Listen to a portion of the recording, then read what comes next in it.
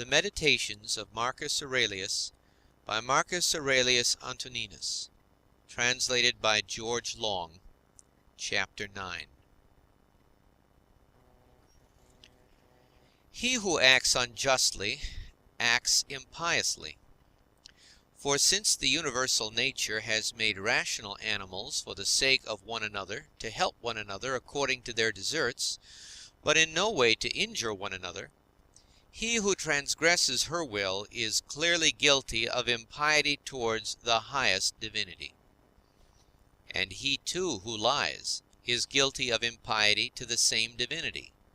For the universal nature is the nature of things that are, and things that are have a relation to all things that come into existence. And further, this universal nature is named truth, and is the prime cause of all things that are true. He then who lies intentionally is guilty of impiety, inasmuch as he acts unjustly by deceiving. And he who also lies unintentionally, inasmuch as he is at variance with the universal nature, and inasmuch as he disturbs the order by fighting against the nature of the world, for he fights against it who is moved of himself to that which is contrary to truth, for he had received powers from nature through the neglect of which he is not able now to distinguish falsehood from truth. And indeed, he who pursues pleasure as good and avoids pain as evil is guilty of impiety. For of necessity such a man must often find fault with the universal nature, alleging that it assigns things to the bad and the good contrary to their deserts, because frequently the bad are in the enjoyment of pleasure, and possess the things which procure pleasure, but the good have pain for their share, and the things which cause pain.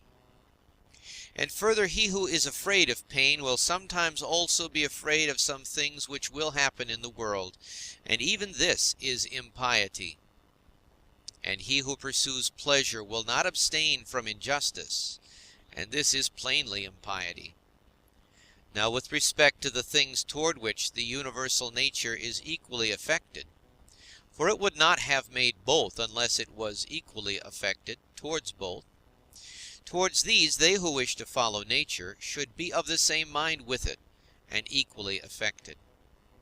With respect to pain then and pleasure, or death and life, or honor and dishonor, which the universal nature employs equally, whoever is not equally affected is manifestly acting impiously. And I say that the universal nature employs them equally, instead of saying that they happen alike to those who are produced in continuous series, and to those who come after them by virtue of a certain original movement of Providence, according to which it moved from a certain being to this ordering of things, having conceived certain principles of the things which were to be, and having determined powers productive of beings and of changes and of such like successions. It would be a man's happiest lot to depart from mankind without having had any taste of lying and hypocrisy and luxury and pride. However, to breathe out one's life when a man has had enough of these things is the next best voyage, as the saying is. Hast thou determined to abide with vice, and has not experience yet induced thee to fly from this pestilence? For the destruction of the understanding is a pestilence, much more indeed than any such corruption and change of this atmosphere which surrounds us. For this corruption is a pestilence of animals, so far as they are animals, but the other is a pestilence of men, so far as they are men. Do not despise death, but be well content with it, since this too is one of those things which nature wills. For such as it is to be young and to grow old, and to increase and to reach maturity, and to have teeth and beard and gray hairs, and to beget and be pregnant, and to bring forth, and all the other natural operations which the seasons of thy life bring, such also is dissolution. This, then, is consistent with the character of a reflecting man, to be neither careless nor impatient, nor contemptuous with respect to death, but to wait for it as one of the operations of nature. As thou now waitest for the time when the child shall come out of thy wife's womb, so be ready for the time when thy soul shall fall out of this envelope. But if thou requirest also a vulgar kind of comfort which shall reach thy heart, thou wilt be made best reconciled to death by observing the objects from which thou art going to be removed, and the morals of those with whom thy soul will no longer be mingled. For it is no way right to be offended with men, but it is thy duty to care for them and to bear with them gently, and yet to remember that thy departure will be not from men who have the same principles as thyself. For this is the only thing, if there be any, which could draw us the contrary way and attach us to life, to be permitted to live with those who have the same principles as ourselves. But now thou seest how great is the trouble arising from the discordance of those who live together, so that thou mayest say, Come quick, O death, lest perchance I too should forget myself. He who does wrong against himself. He who acts unjustly to himself, because he makes himself bad. He often acts unjustly who does not do a certain thing, not only he who does a certain thing.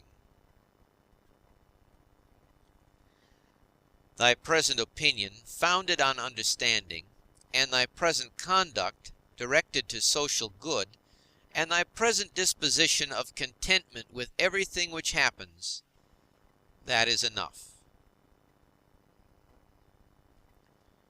Wipe out imagination. Check desire. Extinguish appetite. Keep the ruling faculty in its own power. Among the animals which have not reason, one life is distributed. But among reasonable animals, one intelligent soul is distributed, just as there is one earth of all things which are of an earthly nature, and we see by one light and breathe one air, all of us that have the faculty of vision, and all that have life.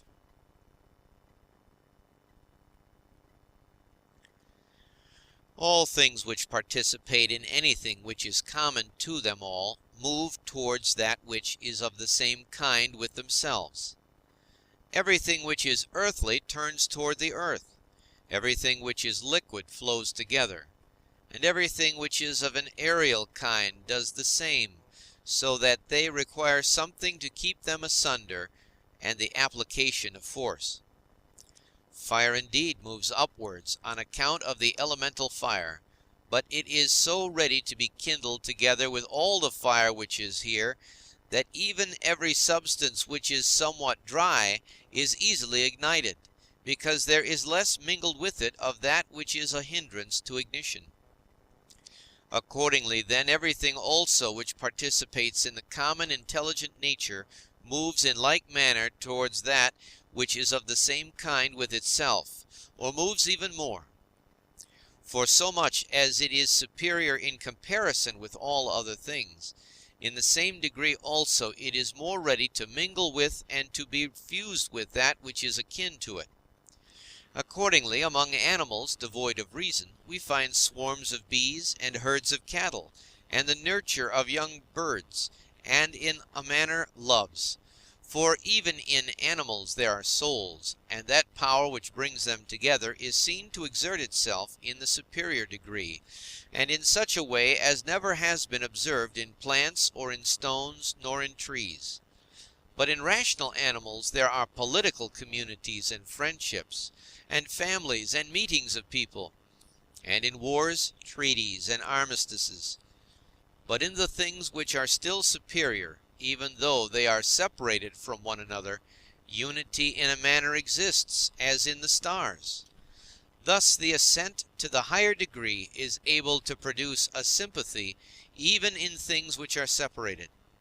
See then what now takes place.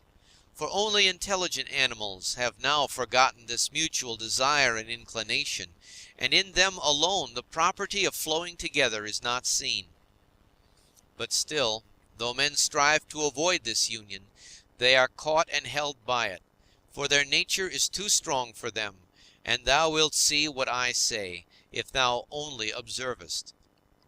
Sooner then will one find anything earthy which comes in contact with no earthy thing, than a man altogether separated from other men. Both man and God and the universe produce fruit. At the proper seasons each produces it. But if usage has especially fixed these terms to the vine and like things, this is nothing. Reason produces fruit both for all and for itself, and there are produced from it other things of the same kind as reason itself. If thou art able, correct by teaching those who do wrong. But if thou canst not, remember that indulgence is given to thee for this purpose, and the gods too are indulgent to such persons. And for some purposes they even help them to get health, wealth, reputation, so kind they are. And it is in thy power also. Or say, who hinders thee? Labor not as one who is wretched, nor yet as one who would be pitied or admired, but direct thy will to one thing only, to put thyself in motion and to check thyself, as the social reason requires. Today I have got out of all trouble, or rather I have cast out all trouble, for it was not outside, but within, and in my opinions.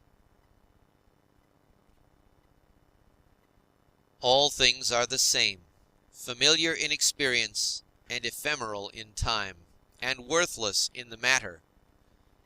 Everything now is just as it was in the time of those whom we have buried.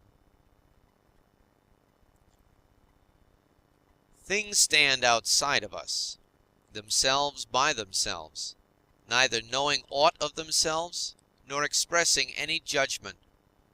What is it, then, which does judge about them? The ruling faculty.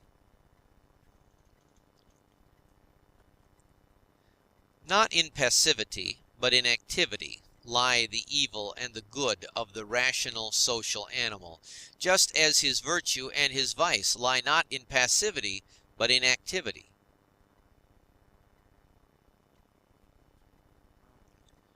For the stone which has been thrown up, it is no evil to come down, nor indeed any good to have been carried up.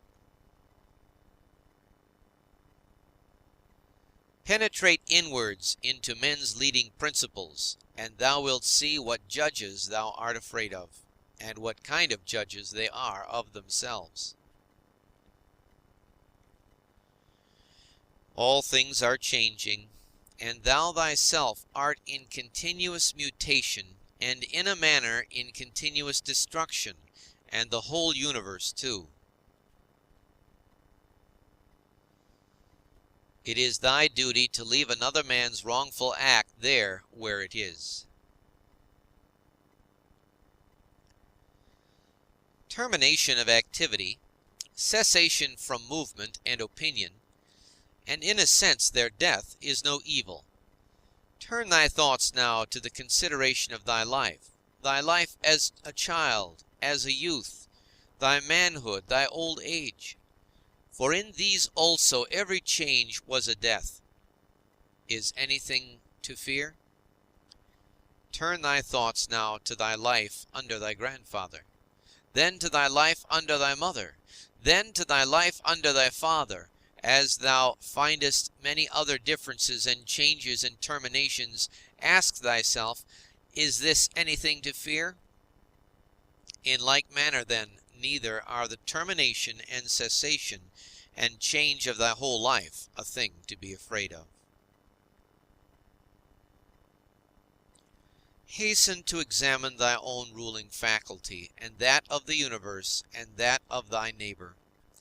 Thy own, that thou mayest make it just, and that of the universe, that thou mayest remember of what thou art a part, and that of thy neighbor, that thou mayest know whether he has acted ignorantly or with knowledge, and that thou mayest also consider that his ruling faculty is akin to thine.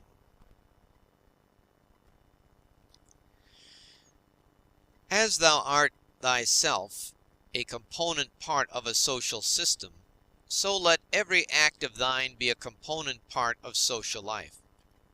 Whatever act of thine, then, has no reference, either immediately or remotely, to a social end, this tears asunder thy life, and does not allow it to be one, and is of the nature of a mutiny, just as when in a popular assembly a man acting by himself stands apart from the general agreement. Quarrels of little children and their sports, and poor spirits carrying about dead bodies, such is everything. And so what is exhibited in the representation of the mansions of the dead strikes our eyes more clearly. Examine into the quality of the form of an object, and detach it altogether from its material part, and then contemplate it.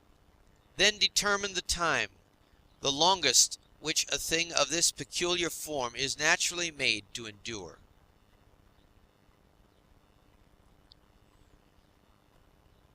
Thou hast endured infinite troubles through not being contented with thy ruling faculty, when it does the things which it is constituted by nature to do.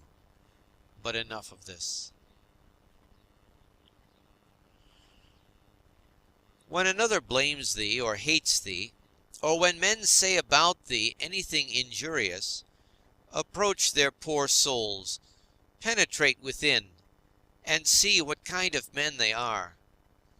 Thou wilt discover that there is no reason to take any trouble that these men may have this or that opinion about thee. However, thou must be well disposed towards them, for by nature they are friends. And the gods too aid them in all ways, by dreams, by signs, toward the attainment of those things on which they set a value.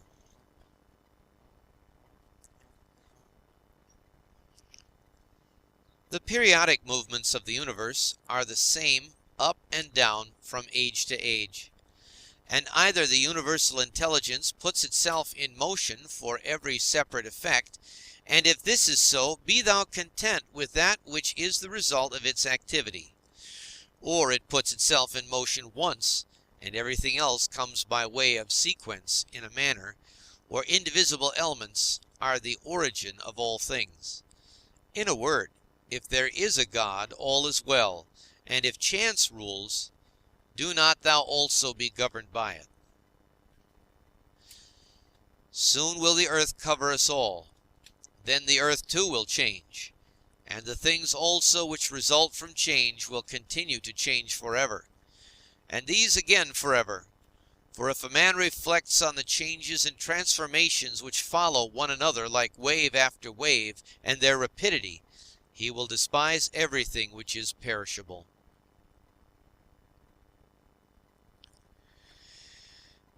The universal cause is like a winter torrent.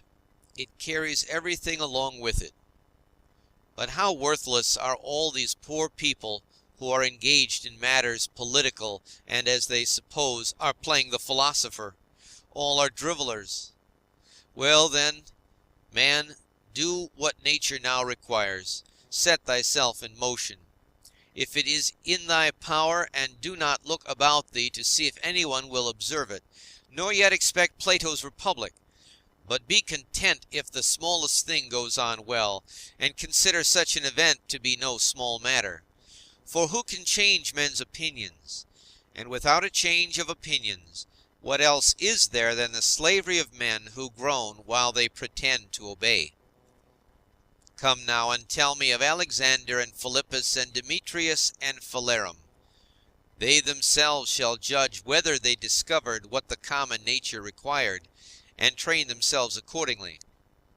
But if they acted like tragedy heroes, no one has condemned me to imitate them. Simple and modest is the work of philosophy. Draw me not aside to insolence and pride. Look down from above on the countless herds of men and their countless solemnities, and the infinity varied voyagings into storms and calms, and the differences among those who are born, who live together and die. And consider, too, the life lived by others in olden time, and the life of those who will live after thee, and the life now lived among barbarous nations, and how many know not even thy name, and how many will soon forget it, and how they who perhaps now are praising thee will very soon blame thee, and that neither a posthumous name is of any value, nor reputation, nor anything else.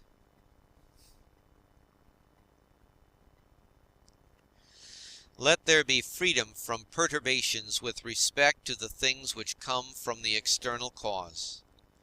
And let there be justice in the things done by virtue of the internal cause.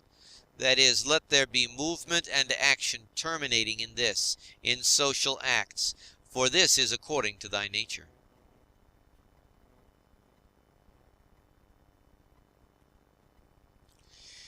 Thou canst remove out of the way many useless things among those which disturb thee, for they lie entirely in thy opinion. And thou wilt then gain for thyself ample space by comprehending the whole universe in thy mind, and by contemplating the eternity of time, and observing the rapid change of every several thing, how short is the time from birth to dissolution, and the illimitable time before birth, as well as the equally boundless time after dissolution.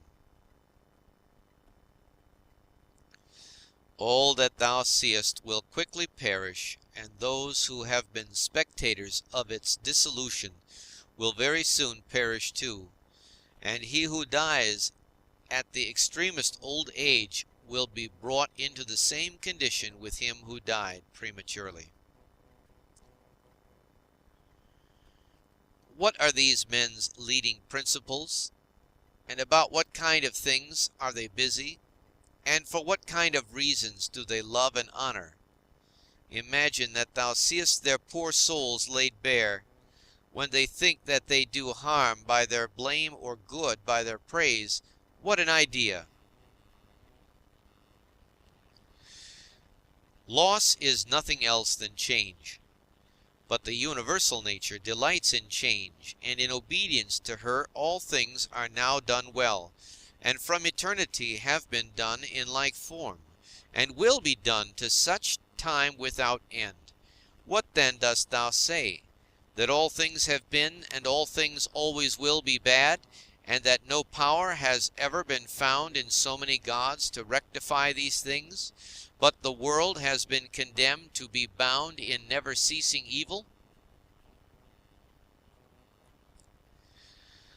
The rottenness of the matter which is the foundation of everything, water, dust, bones, filth, or again, marble rocks, the callosities of the earth, and gold and silver and sediments and garments, only bits of hair and purple dye, blood and everything else is of the same kind, and that which is of the nature of breath is also another thing of the same kind, changing from this to that. Enough of this wretched life, and murmurings, and apish tricks. Why art thou disturbed? What is there new in this? What unsettles thee? Is it the form of the thing? Look at it. Or is it the matter? Look at it. But besides these there is nothing. Toward the gods, then, now become at last more simple and better, it is the same whether we examine these things for 100 years or 3. If any man has done wrong, the harm is his own. But perhaps he has not done wrong.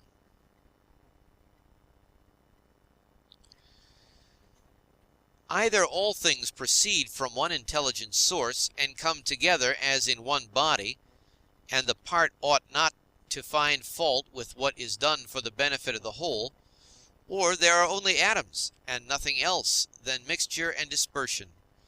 Why then art thou disturbed? Say to the ruling faculty, art thou dead? Art thou corrupted? Art thou playing the hypocrite? Art thou become a beast? Dost thou herd and feed with the rest?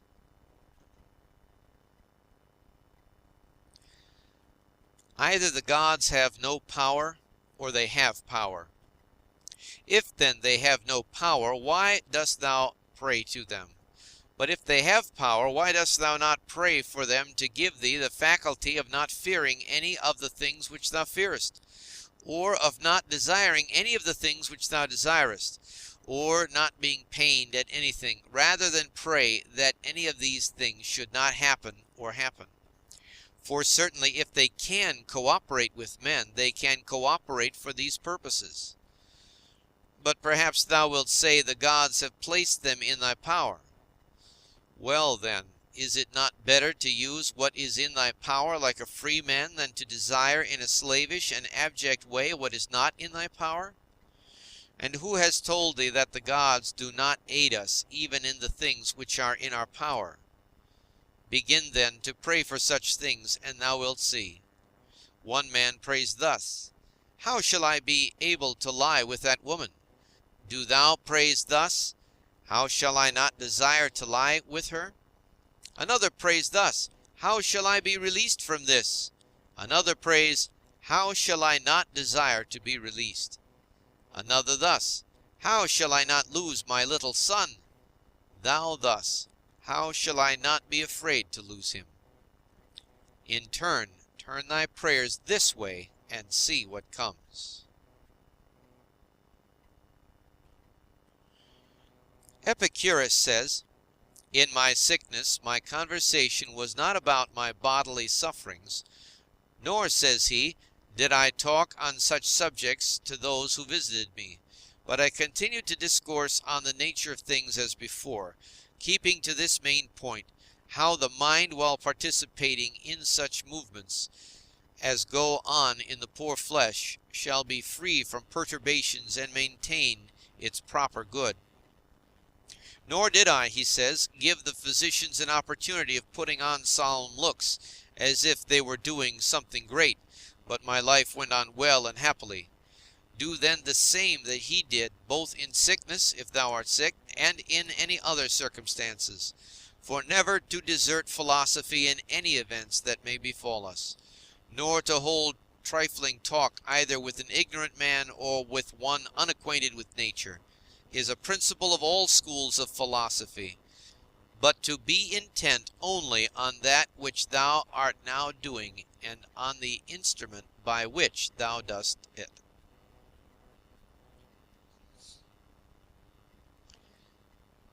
When thou art offended with any man's shameless conduct, immediately ask thyself, is it possible then that shameless men should not be in the world? It is not possible. Do then require what is impossible, for this man also is one of those shameless men who must of necessity be in the world. Let the same considerations be present to thy mind in the case of the knave and the faithless man, and of every man who does wrong in any way. For at the same time that thou dost remind thyself that it is impossible that such kind of men should not exist, thou wilt become more kindly disposed toward every one individually. It is useful to perceive this too, immediately when the occasion arises, that virtue nature has given to man to oppose to every wrongful act. For she has given to man, as an antidote against the stupid man, mildness, and against another kind of man some other power. And in all cases it is possible for thee to correct thy teaching the man who is gone astray. For every man who errs misses his object and is gone astray. Besides, wherein hast thou been injured? For thou wilt find that no one among those against whom thou art irritated has done anything by which thy mind could be made worse. But that which is evil to thee and harmful has its foundation only in the mind. And what harm is done, or what is there strange, if the man who has not been instructed does the acts of an uninstructed man? Consider whether thou shouldest not rather blame thyself, because thou didst not expect such a man to err in such a way. For thou hast means given thee by thy reason to suppose that it was likely that he would commit this error, and yet thou hast forgotten and art amazed that he has erred. But most of all, when thou blamest him as a father or ungrateful, turn thyself, for the fault is manifestly thy own. Whether thou didst trust that a man who had such a disposition would keep his promise, or when conferring thy kindness thou didst not confer it absolutely, nor yet in such a way as to have received from thy very act all the profit. For what more dost thou want when thou hast done a man a service? Art thou not content that thou hast done something comfortable to thy nature, and dost thou seek to be paid for it? Just as if the eye demanded a recompense for seeing, or the feet for walking.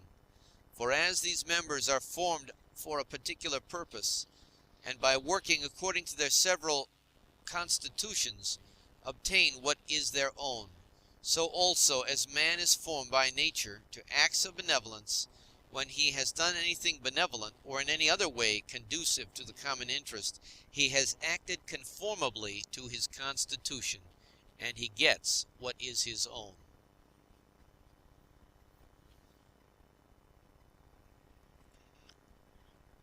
End of chapter 9.